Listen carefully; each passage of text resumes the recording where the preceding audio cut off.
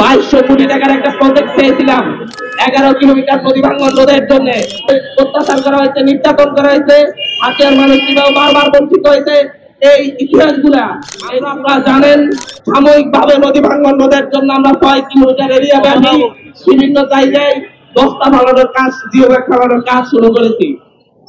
আমরা 2200 কোটি টাকার একটা প্রজেক্ট চেয়েছিলাম 11 কিলোমিটার নদী ভাঙ্গন রোধের জন্য, কিন্তু সেই প্রজেক্ট কেটে 800 কোটি টাকায় নামিয়ে আনা হয়েছে।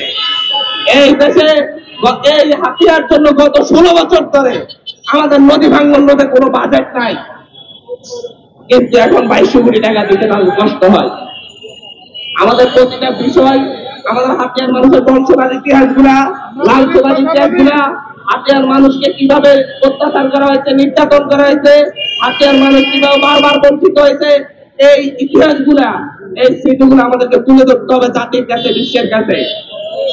আমরা যদি এটা তুলে ধরতে না পারি তাহলে বারবার আমাদেরকে বঞ্চনার শিকার হইতে হবে।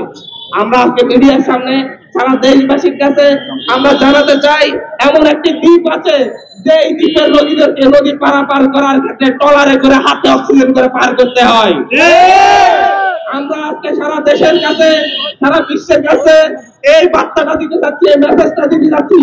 এই সভ্য দেশে এমন একটি জায়গা আছে যেখানে আমাদের প্রেগন্যান্সি সময় আমাদের মা বোনদেরকে কোন ডাক্তার কিংবা নার্স অপারেশন করাই না, সেখানে হচ্ছে দারুদাররা অপারেশন করায়। এর থেকে নির্মমতা আর কি হতে পারে আমাদের হাতিয়ার জন্য? হাতিয়ার মানুষের জন্য কবে আপনারা চোখ খুলবেন? আমরা বলবো এই রাষ্ট্রকে হাতিয়া দ্বীপাঞ্চলের ঐতিহাসিক দ্বীপের, ঐতিহ্যবাহী দ্বীপের মানুষের প্রতি নজর দিন। আপনারা নজর দিলে পরিবর্তন হবে ইনশাআল্লাহ। আমাদের এই লড়াই ইনশাআল্লাহ চলমান থাকবে যতক্ষণ না আমাদের অধিকার আদায় হয়। আসসালামু আলাইকুম।